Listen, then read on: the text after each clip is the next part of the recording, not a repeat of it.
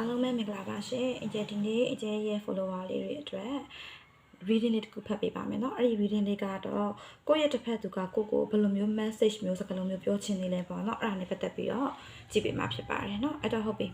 ဘယ်လိုမျိုး message မျိုးပြောချင်နေလဲကိုယ့်ရဲ့တစ်ဖက်သူရှင်တွေကခံစားချက်ပေါ့เนาะအဲ့ဒါလေးဝင်ကြည့်ရအောင်ဒါအခုဒီ reading က no contact ဖြစ်နေသူတွေလည်းရတယ် X အတွက်လည်းရတယ်ဒါမှမဟုတ် on off saturation ship ပေါ့เนาะအဲ့လိုမျိုးဖြစ်နေတဲ့သူလေးတွေရတယ်အဓိကကတော့ကိုနဲ့ကိုယ့်ရဲ့တစ်ဖက်သူနဲ့ဝေးနေတဲ့ဆိုတဲ့သူလေးတွေအတွက်ပေါ့เนาะဒါလေးကကြည့်လို့ရပါတယ်เนาะအဲ့တော့ဟုတ်ပြီကိုယ့်ရဲ့တစ်ဖက်သူကကိုအခုချိန်မှာပြောချင်တဲ့ message စကားလုံးတွေအထားဖြစ်နေတယ်ပေါ့နော်။အားလေးကြည့်ပါမယ်။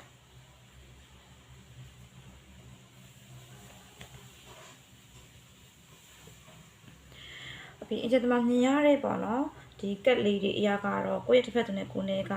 ဝေးကွာနေတဲ့သူ X ပေါ့နော်အဲ့လိုပုံစံအနေအထားမျိုးကိုအကျတမတွေ့ရတယ်။ဘာကြောင့်လဲဆိုတော့သူကအခုချိန်မှာအရင်တော့သူနဲ့ကိုယ်နဲ့ပြောခဲ့တဲ့နော်ဒီစကားတွေအပြန်ပြန်ပြောထားတဲ့ message တွေပေါ့နော်အဲ့ဒီအရာလေးကိုသူကပြန်ပြီးတော့ထပ်ခါပဲပြန်ပြီးကြည့်နေတယ်ပေါ့နော်အဲ့လိုပုံစံမျိုးလေးကိုအချက်တွေ့ရတယ်အဲ့တော့ ace နော် on off saturation shit အဲ့လိုမျိုးအနေထားမျိုးတွေဖြစ်လိမ့်မယ်နော်ပြီးတော့အခုမှသူနဲ့ကိုယ်နဲ့ connection တစ်ခုကိုအခုမှသူတခြားသဘောပေါက်တာပေါ့နော်အရင်တော့ကနေကအတူတူရှိခဲ့ပေမဲ့နော်ဒီလေးနဲ့တဲ့မြတ်တာတရားအကြောင်းကိုမသိခဲ့ဘူးပေါ့နော်အခုမှတခြားနားလေသွားသေးဆိုတဲ့ပုံစံမျိုးလေးလည်းတွေ့ရပါတယ်ပြီးတော့နောက်တစ်ချက်ကကြတော့သူ့ဘက်ကကိုအရင်ဆုံးထားသွားခဲ့တဲ့သူဖြစ်လိမ့်မယ်ပေါ့နော်ဒီအခြေအနေကကိုကဒီ relationship တစ်ခု break မဖြစ်ချင်လို့ကိုဘက်ကနေပြီးတော့သူ့ကိုလက်မလွတ်နိုင်တာဆွဲထားတာမျိုးရှိကောင်းရှိမယ်ဒါပေမဲ့သူ့ဘက်ကအရင်ကို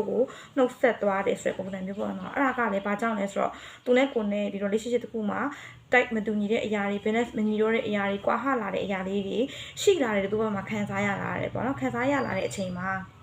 ကိုနဲ့ရှစ်ဆက်သွားလို့မဖြစ်တော့ဘူးဆိုပြီးတော့သူကကိုအရင်ဆုံး break လုပ်ခဲ့တဲ့အနေထားပေါ့နော်ဒါပေမဲ့အခုမှသူအဲ့တုန်းကစဉ်းစားပြီးလုပ်ခဲ့တဲ့အရာကသူတစ်ဖက်တည်းတွေးပြီးလုပ်ခဲ့တဲ့အရာဆိုတာကိုသူသိသွားတယ်ပေါ့နော်ဒါသူ့ရဲ့တကူကောင်းဆန်မှုကိုလည်းသူပြန်ပြီးသိပြီးထောင်ထားရနေတဲ့အချိန်လေးလို့တွေးရပါတယ်ပြီးတော့နောက်တစ်ချက်ကကြတော့ပေါ့နော်သူ့ကိုတတိယဆရာကြီးအများကြီးလုံနိုင်တဲ့အထဲမှာကိုကသူ့ကိုတတိယဆရာအမှတ်တရအဖြစ်ဆုံးပေးခဲ့တဲ့သူတယောက်ပေါ့နော်တခြားသူတွေနဲ့ရှင်လို့မရဘူးပေါ့နော်ကိုကသူ့တဲ့ unit ဖြစ်တယ်ဆိုတဲ့ပုံစံမျိုးလေးလည်းတွေးရတယ်ပြီးတော့နောက်တစ်ချက်ကကြတော့အခုချိန်ထိကိုကပေါ့နော်သူ့အတွက်အရင် attraction ရှိနေတော့မယ်เนาะအခုချိန်သူ့ရဲ့စိတ်ကိုလွှမ်းမိုးနေတော့မယ်ချုပ်ကင်နေတော့မယ်ဆိုတာလေးကိုတွေ့ရတယ်ပေါ့နော်ဒါကတော့လက်ရှိချားမှာအနှစ်ယောက်ချားမှာ third party ရှိနေတဲ့အနေအထားမျိုးလေးဖြစ်ကောင်းဖြစ်နိုင်တယ်ဒါပေမဲ့ကိုယ့်ကို move on လို့မရသေးတာကိုယ့်ရဲ့ဒီစိတ်ပိုင်းဆိုင်ရာတစ်ခုလုံးကသူ့ကိုလွှမ်းမိုးထားတယ်ဆိုတဲ့ပုံစံမျိုးပေါ့နော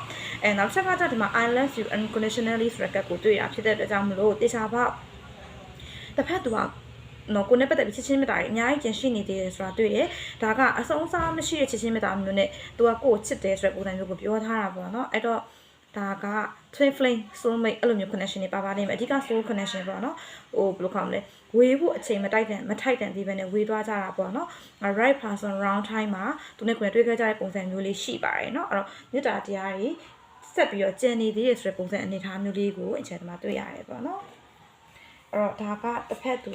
ကိုပြောချင်နေတဲ့ message ပေါ့နော်အဲ့တော့ဟုတ်ပြီတစ်ဖက်သူကိုပြောချင်တဲ့ message ပြောရလို့ရှိရင်လာမယ့်အနာဂတ်တွေမှာတစ်ဖက်သူကို action ယူလာဖို့ရှိမလားပေါ့နော်သူကကိုမေတ္တာတရားရောရှိရဒါပေမဲ့အနာဂတ်မှာသူနဲ့ကိုယ်နဲ့ဘယ်လိုပုံစံမျိုးလေးဆက်ဖြစ်မလဲပေါ့နော်တစ်ချက်ကြည့်လိုက်မယ်ဟုတ်ပြီအဲ့တော့ပေါ့နော်အခုအခြေအနေအရာကဘယ်လိုလဲဆိုတော့သူကလေကိုရှိလဲပြန်လာဖို့ခက်ခဲနေသေးတဲ့အချိန်ခါမျိုးလေးတစ်ခုကိုတွေ့ရဲကွာသိလားအခုချိန်မှာသူနဲ့ကိုယ်နဲ့ကရီမေချားနေရမျိုးဖြစ်မယ်ဒါမှမဟုတ်ရှင်နေရာဒေသတွေဝေးကွာနေတာတယောက်က overseas ရောက်နေတာအဲ့လိုပုံစံမျိုးလေးဖြစ်နေမယ်ပေါ့နော်တယောက်ခယူးဆိုင်ဖို့လေလိုအပ်နေဆိုတာတယောက်သိရဲဒါပေမဲ့လှမ်းပြီးအဝေးကနေလှမ်းပြီးခယူးဆိုင်ဖို့အတွက်တယောက်ပြက်ကွက်နေကြတဲ့ပုံစံမျိုးပေါ့နော်ပြီးတော့ဘသူကအရင်စပြီး contact လုပ်မလဲဘသူကအရင်စပြီးဆက်သွယ်မလဲအဲ့ဒါလေးတွေတယောက်စောင့်နေရပါတော့ကိုယ့်ဘက်ကလည်းသူ contact လုပ်မှာကိုစောင့်နေသလိုတစ်ဖက်သူကလည်းကိုပြန်ပြီးဆက်သွယ်မှာကိုစောင့်နေတဲ့ဆိုတဲ့ပုံစံမျိုးပေါ့နော်ပြီးတော့နှစ်ယောက်ကြားမှာဒီကတိကိုတွေပေးထားခြင်းမရှိဘူးတယောက်ချီနှောင်ထားခြင်းမရှိဘူး freedom ပဲပေါ့နော်သူအဆင်ပြေသူနေပါစေသူအဆင်ပြေတဲ့အချိန်ကိုရှိဆက်သွယ်ရပြီဆိုတဲ့ပုံစံမျိုးနဲ့နှစ်ယောက်ကအဲ့လိုမျိုးဟိုထိန်းချုပ်ခြင်းမရှိပေါ့နော်အဲ့လိုပုံစံမျိုးလေးနေထားရဲဆိုတာကိုတွေ့ရပါတယ်အဲ့တော့ new beginning အသေးကတော့ပြန်စခြင်းနဲ့ဒါပေမဲ့ဘယ်လိုဆုံးဖြတ်ချက်ချအောင်လဲမသိဘူးကိုရှိဘယ်လို action ယူရမှန်းမသိတဲ့ပုံစံမျိုးနေထားမျိုးလေးဖြစ်နေတာတွေ့ရတယ်ပေါ့နော်အဲ့တော့အချက်တစ်ခုပြောချင်တာကဒီမှာသူ့ဘက်ကမေတ္တာတရားတွေရှိနေသေးတယ်ဆိုတာကိုအချက်တွေ့ရတာဖြစ်တဲ့အတွက်ကြောင့်မလို့နော်တစ်ဖက်သူရှိကိုစကားစပြောခွင့်ရှိရင်စပြောလို့ရတယ်ပေါ့နော်ကိုဘက်ကအဲ့လိုပုံစံမျိုးတွေဒါပေမဲ့အချက်ဒီလိုမျိုးအကြံဉာဏ်ပေးရကလည်းတစ်ဖက်မှာ third party situation ရှိမရှိပေါ့နော်လက်ရှိသူ့မှာ relationship ရှိမရှိအရင်ဆုံးစုံစမ်းတင်တယ်ပေါ့နော်ရှိလို့ရှိရင်တော့ အဲ့ဒီတို့သွားပြီးစကားမပြောတင်သေးဘူးပေါ့နော်အချိန်ကြီးခဏစောင့်ကြည့်တင်တယ်လို့အကျဉ်းမှာတွေ့ရတာပါတယ်နော်